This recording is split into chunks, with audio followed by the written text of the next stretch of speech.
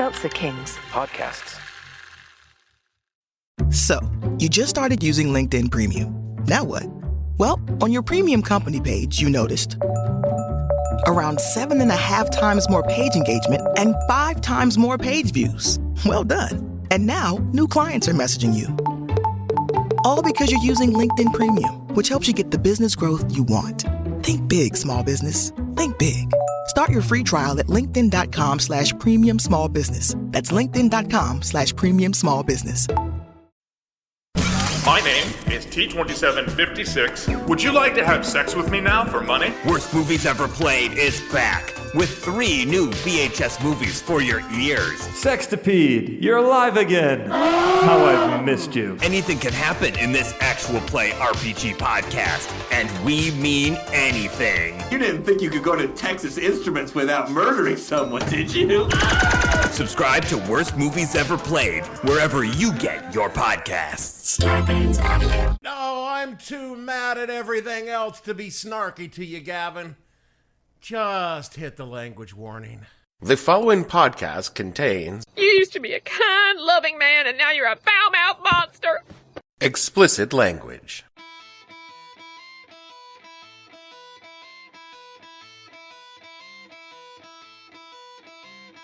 Hello and welcome to the podcast that asks a simple, poignant, heartfelt question. Everyone in this fucked up country, what the hell were you thinking? I'm your host, Dave Bledsoe, and this is episode number 367.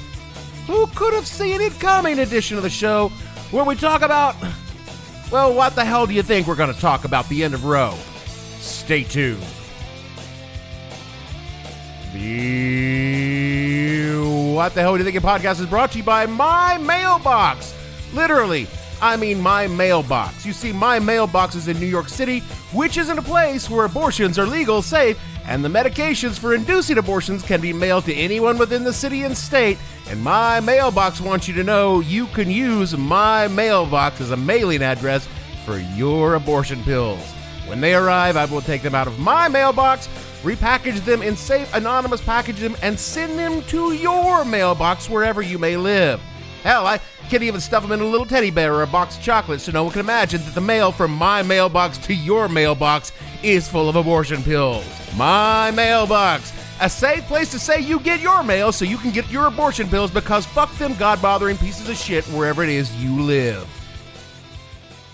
Pro-life. And I always say, see, my theory, here's my actual theory, beyond the huge, hilarious jokes I have.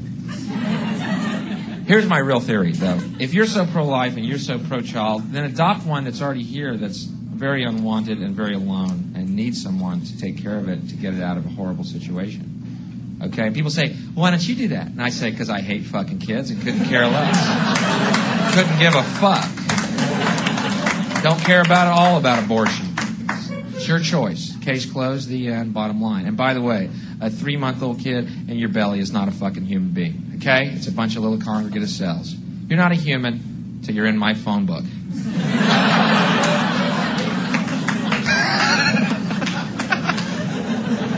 There, my hat is now in the political ring. I was born in the latter half of the 20th century to a position of privilege and power through no effort or indeed exertion of my own. It was all through the genetic lottery of possessing 2 very white parents, and the coin flip of a chromosome that came up penis, and that I'm attracted to a gender that is opposite my own. How wonderful for you. Now, I wasn't born into money, and my life hasn't been easy, but all things considered, being born a straight white dude has worked out pretty great for me. Which is ridiculous, because if I were anything other than a white straight dude, I would definitely be fucked. Probably in jail. Probably a couple of kids living in a trailer in some godforsaken mountain holler in southeast Tennessee. But because of that skin tone and peanuts, folks just seem willing to give me the benefit of the doubt that I definitely don't deserve. So what I'm saying is I'm probably gonna come out of this little historical moment just fine. Oh, okay, fuck you very much. Okay, well. Nor have I ever had to deal with a partner who needed an abortion. Had a couple of close calls along the way, some late periods, but in general, through careful management of bodily emissions and a wonderful women who would shoulder the contraceptive burden, the issue has never really been relevant in my life. Do you want a cookie now? No, I'm good. I'm just saying that my opinions on the end of Roe are not something most people should be interested in because, fuck me, that's why. If you need an opinion or a factual anecdote, ask any woman you know.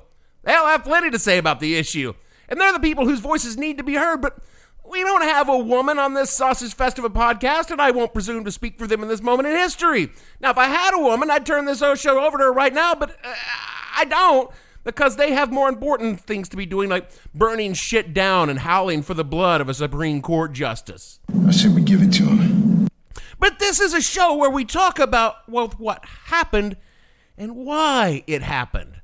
And in that narrow lane, I have some small room to talk because, you see, I have a lot of experience with people who are, I guess now, were against abortion. Not mention a time or 20 that my parents and I could not be more different if we were from separate planets, and it should come as no surprise that both of them had issues with the idea of what they termed baby murder. I'm not shocked. You shouldn't be. I've not spoken to my parents recently, but I can only imagine that the two of them are thanking Jesus for this victory over the forces of what they see as capital E, evil. My mother once explained to me her personal reasons for being anti-abortion, and that's a story I'm not going to tell because it's not my story and it's intensely personal. And as far as reasons go for being personally against abortion, hers are good. But that's about her choice not to have an abortion. Her reasons for why no one else should be allowed to have an abortion, well, those are, I would call them a bit more simplistic. Because Jesus told me to. Now, I've said before, I'm not a biblical scholar, but I'm reasonably familiar with the general contents of the New Testament, and even the simplest of text searches on said testament will demonstrate what I'm about to say. Jesus said jack and shit about abortion. Never mentioned it. Not even an oblique references. There were no parables about the day after his birthday driving his girlfriend to the clinic and how cold it was that morning in the car. Are a lot of people confusing Jesus with Ben Folds?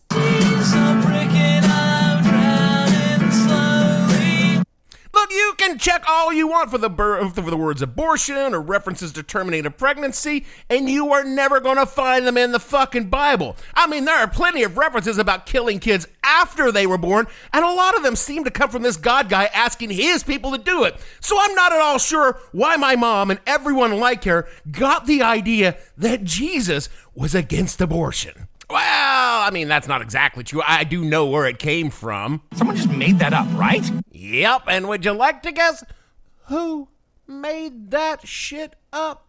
Like a white guy. Yeah, now scholars will drop names like Didache or Clement of Alexandria or Tertullian or St. Basil, along with Gregory of Nyssa and Maximus the Confessor, which would be a fucking awesome name for a metal singer. But they were early Christian thought leaders on issues that concern this topic at hand. And every goddamn one of them was born centuries after Yeshua ben Yosef died. Where it really becomes a thing is here in the States a bit later than those old white dudes.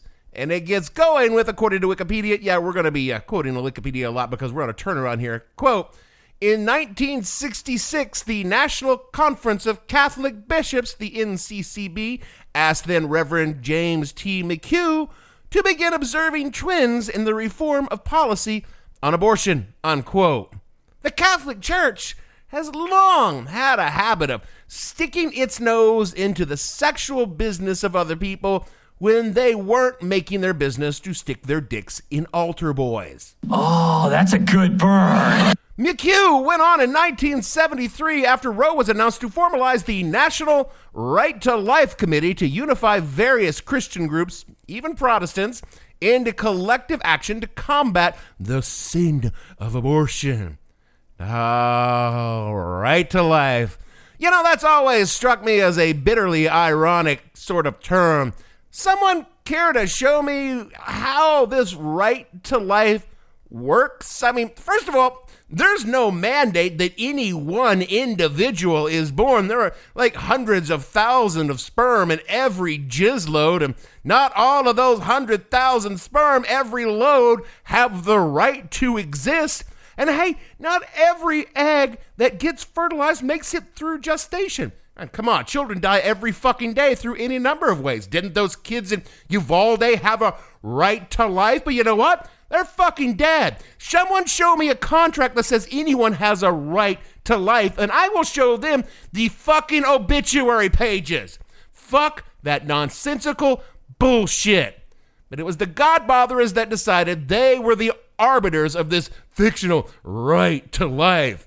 And it wasn't until two things happened that really made anti-choice viable in this fucking stupid country. And the first was a bunch of religious grifters who discovered they could fundraise off abortion. One last long grift, huh? Yeah, I cannot emphasize enough that everything in this stupid, fucked up country comes down to the grift. Quoting from the AmericanHistorian.com, quote, in the late 1970s and early 1980s, evangelical Christians joined the movement in great numbers, rejuvenating and eventually radicalizing the movement.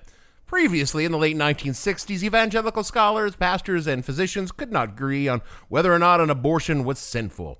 But by the late 70s and early 80s, this sentiment had changed. Many evangelical laypeople and clergy opposed legal abortion and joined the fight to end it. Some simply joined existing pro-life groups. Others formed new, more radical groups that rejected the politics of legislative reform, unquote. In the years leading up to and immediately after Roe, evangelical Christians didn't like abortion, but they leaned towards being at least somewhat rational on the topic. Again, from Wikipedia, quote, during the 1971 and 1974 Southern Baptist conventions, Southern Baptists were called upon to work for legislation that would allow the possibility of abortion under such conditions as rape, incest, or clear evidence of severe fetal deformity, and carefully ascertain evidence of the likelihood of damage to the emotional, mental, and physical health of the mother. W. Barry Garrett wrote in the Baptist Press, religious liberty, human equality, and justice are advanced by the Roe v. Wade Supreme Court abortion decision, unquote. So you could see the issue wasn't so much on the minds of the church leaders and lay people. And hey, I was too young at that time in my life to remember a lot of what was going on in church, but I sure as hell don't remember any hellfire and brimstone sermons about Roe. Oh, but then people with names like Jerry Falwell and Jim Baker, Jimmy Swaggart, and my favorite, Oral Roberts, began pouring out like roaches on a dropped French fry to get on that fat anti-abortion money. I mean, you think those private jets are going to come from old ladies' pension checks without a little grease on the wheels? Praise Jesus! Roe was a gift that kept on giving to every single one of these silk-suited huckster motherfuckers who sold God to the morons of America that they had made, and they made millions on telling people whose sexual organs had long since shriveled on the vine that the Lord told them that abortion was murder, and the only way to save them babies was to dig deep into your pockets and give your donations so the pastor could finance a water slide at the Jesus Land Amusement Park and Pro-Life Center. Praise his name. Maybe your pastor at East Boodlefuck Baptist had some kind of sincere religious conviction over abortions, but no one from the Pope down to Reverend Jimmy Ass Earlwipe on the revival circuit in Chickamauga, Georgia, saw Roe as anything other than a fundraising windfall and a stepping stone to unimaginable riches and power. The televangelist parasites of the 1980s grabbed onto Roe and used it to fundraise. So much money. Every single one of these swindling motherfuckers began turning on the tears and crying about the unborn, and their sheep flocks responded by turning on the money machine and making it fucking rain.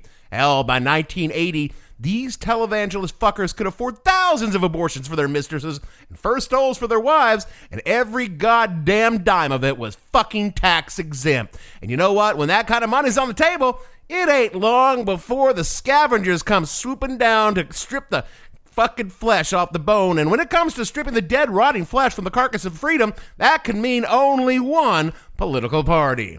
It's the Republicans. The grand old party indeed. The first big GOP name on the tit of evangelical money mommy was a douchebag by the name of Henry Hyde, congressman from Illinois. Hyde attacked an amendment onto a veto override of a health, education, welfare budget preventing the federal funds to be used for any abortion excepting rape, incest, or the life of the mother being in jeopardy. Oh, surprise, surprise, in the 1980s, the rape and incest provisions were stripped out of that, leaving just the life of the mother. Maybe if she were white enough. Prior to Hyde, Medicaid was funding about 300,000 abortions a year because, you know what? Poor women need abortions and they need help paying for them. After Hyde, that dropped to just over a few thousand a year. And you know who else is fucked over? Native American women. The federal government funds most health services on reservations, and old Henry Hyde effectively stripped away the rights of these native women who know a thing or two about having their rights taken away through this needed health care. Oh, yeah, I got another one here.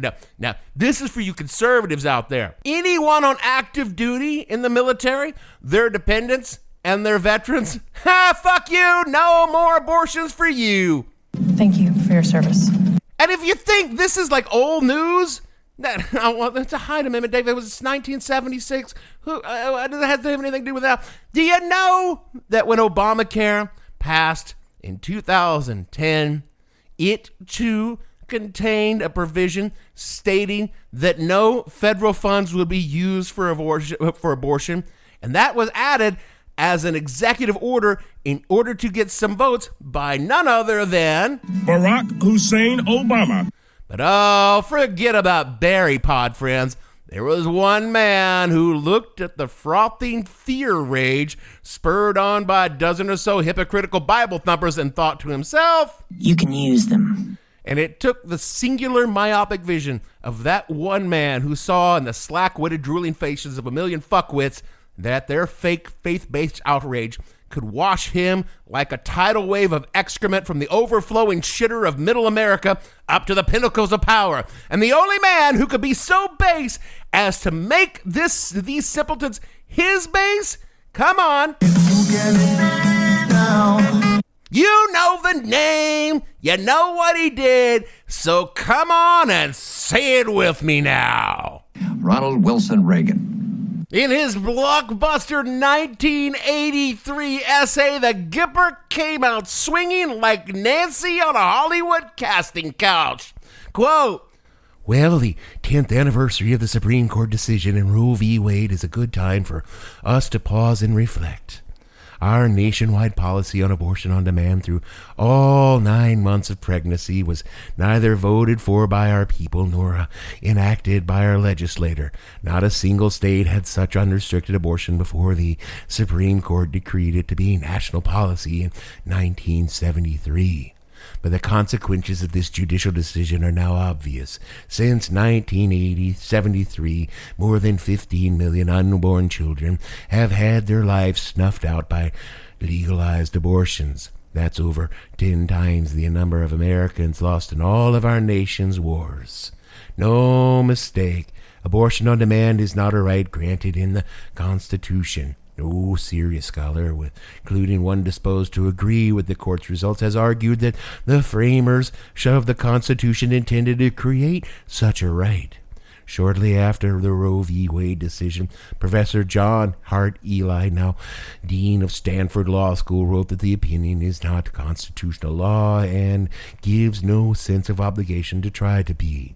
Nowhere do the plain words of the Constitution even hint at a right so sweeping to permit abortion up to the time the child is ready to be born, yet that is what the court ruled. Unquote.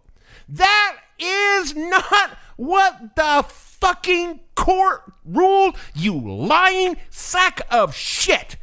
But old Ronnie was never one to let something like the truth get in his rhetorical way. And yet our opponents tell us not to interfere with abortion. They tell us not to impose our morality on those who wish to allow or participate in the taking of the life of infants before birth. Yet no one calls it imposing morality to prohibit the taking of life after a child is born. We're told about a woman's right to control her own body, but doesn't the unborn child have a higher right and and that is to life, liberty, and the pursuit of happiness. No, it doesn't, you fucking simple... Oh, I hate this man. I hate this man, and I hate his disingenuous bullshit.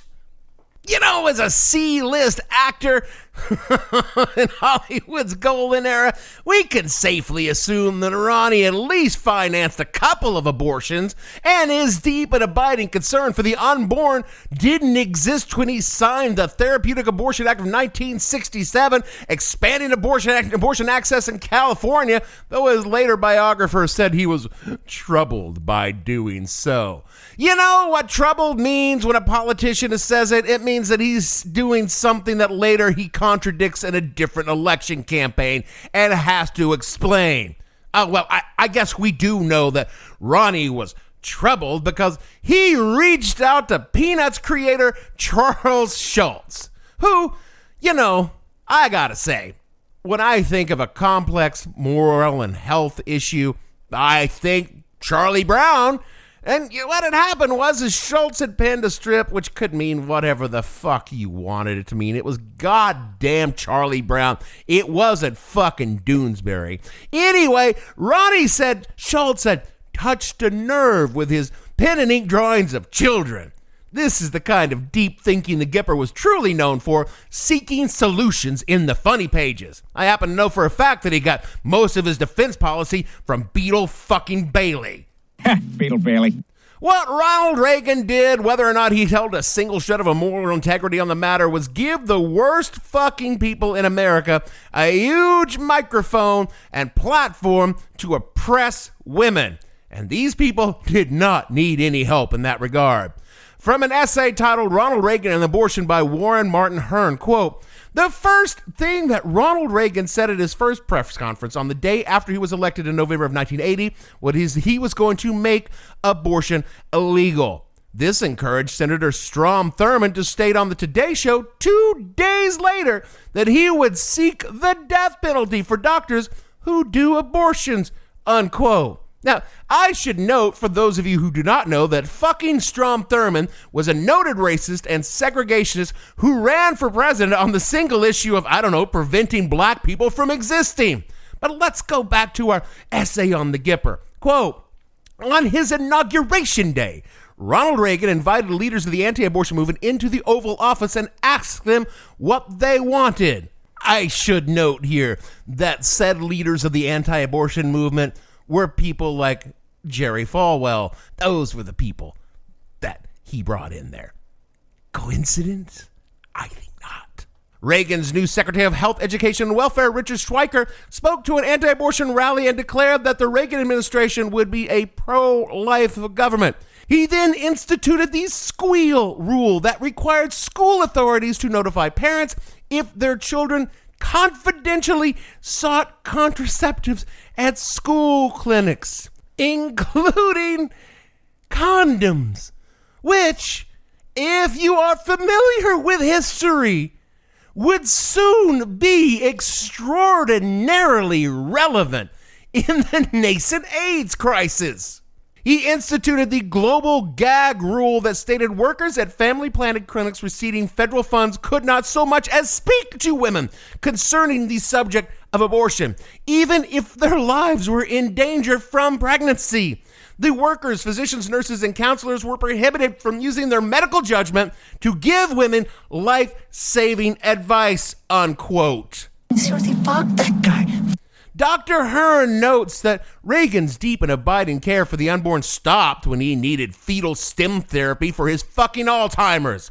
And Dr. Hearn concludes his essay thusly, quote, "Ronald Reagan set out to make abortion a political crime against the state. Even in death, he may succeed. We will remember him for that," unquote. Well, you know what? We do remember you, Ronnie. And I just gotta say, looks like we made it. Left each other on the way. From the moment Roe was decided, the plan to get rid of it went into action.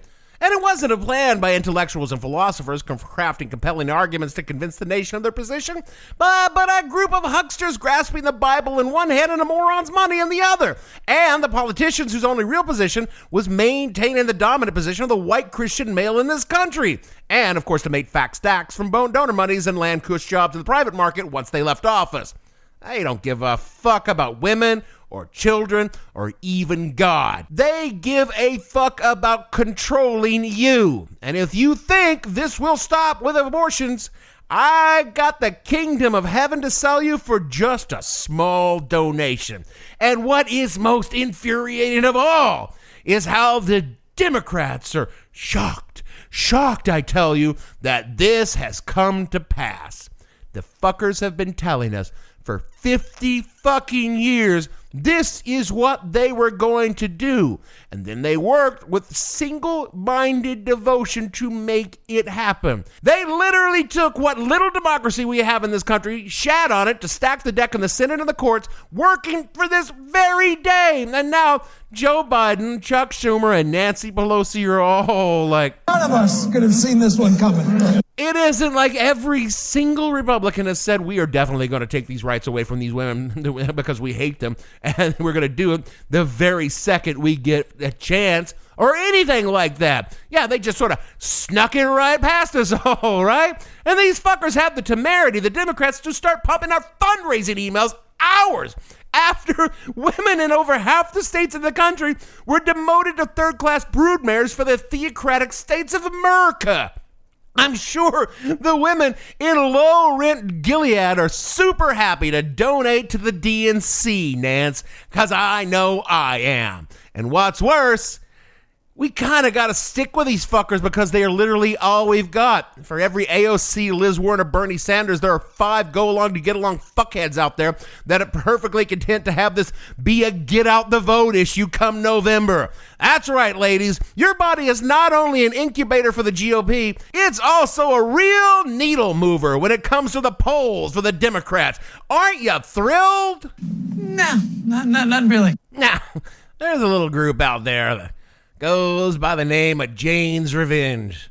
Presumably that's a reference to the synonymous Jane Roe, and they're characterized as a left-wing American militant extremist pro-abortion rights group that to date have engaged in 19 acts ranging from spray painting a little graffiti to a couple of small firebombs on empty offices in places like those fake abortion crisis centers or right-wing politicians and one church all over the country. And every time they do one of these little protests, they leave a tag there that reads basically, if abortions aren't safe, you aren't either. Now, look, I'm not the sort of person that would ever encourage such behavior because legally that would expose me to certain liabilities as a podcaster. But if I had to say, hypothetically, what I thought about the things that Jane's Revenge is doing, I would say that purely as a speculative statement, that if they did more things like, and most of all, churches, it would make people really upset and probably get your message across. If you were to burn a couple of mega churches, that would really make people sit up and take notice. But you definitely should not do that, because that would be wrong. Wink, wink. Because it is high time for us to realize that a small number of God-bothering asshats and their pet politicians who do not speak for the majority of America, indeed, they speak for a tiny number of zealots who, through the application of money and political prowess, have seized control of the government and forced the will of a very, very, very small minority on the majority. It is high time that shit stopped one way or another. But don't burn down churches, because that's wrong. Unless, you really, really want to. This message comes from Greenlight. Ready to start talking to your kids about financial literacy? Meet Greenlight, the debit card and money app that teaches kids and teens how to earn, save, spend wisely, and invest, with your guardrails in place. With Greenlight, you can send money to kids quickly, set up chores, automate allowance, and keep an eye on your kids' spending with real-time notifications. Join millions of parents and kids building healthy financial habits together on Greenlight. Get started risk-free at greenlight.com/Spotify. This episode is brought to you by Progressive Insurance. Do you ever find yourself playing the budgeting game? Well, with the Name Your Price tool from Progressive, you can find options that fit your budget and potentially lower your bills. Try it at Progressive.com. Progressive Casualty Insurance Company and Affiliates. Price and coverage match limited by state law. Not available in all states. That is it for our show this week. Look, seriously, this is fucked up. It's okay to feel however you feel about this week. I just wrote this week's show because I couldn't talk about the Canadian Tuxedo, and it was a dumb idea for a show anyway, and really, it seemed in poor taste for me to use that this week. So we put a turnaround real quick on this show, which honestly, I should have had written and in the hopper ready to go when the decision came down. But you know, me and Chuck Schumer, I guess we're not so different after all, because we didn't see it coming. And hey, I'm even going to fundraise it off it too. So rate and review and donate to our Patreon, patreon.com/whatthehellpodcast. You never know, I might just be unjustly accused of burning down a church because I was in the area of a burnt down church with all those gas cans. Who knows? So do all the stuff Jeremy tells you to do in the closing because he wants you to get out there and get mad, but he also wants you to not get caught. And Celtic Kings disavows any knowledge of me, churches burning, or any other acts of violence or vandalism, because really they don't need that shit, and that's on me, not on them. So for me, Dave, so-called facts are fraud. They want us to allege and pledge and bow down to their god Bledsoe. Producer, bam, here's the plan. Motherfuck Uncle Sam. Gavin, and all the fictional ragers against the machine, we want to say, yo, we got to take the power back.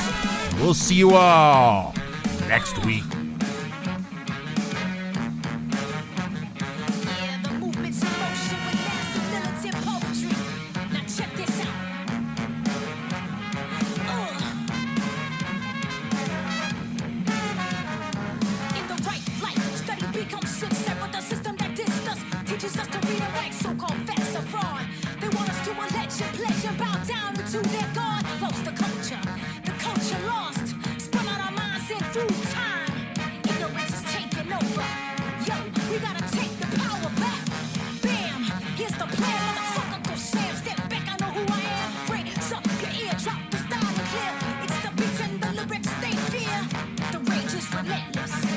What the Hell Were You Thinking stars Dave Bledsoe and features Gavin St. James and several fictional minions. The show is produced by Kimberly Steele and a part of the Seltzer Kings podcast network.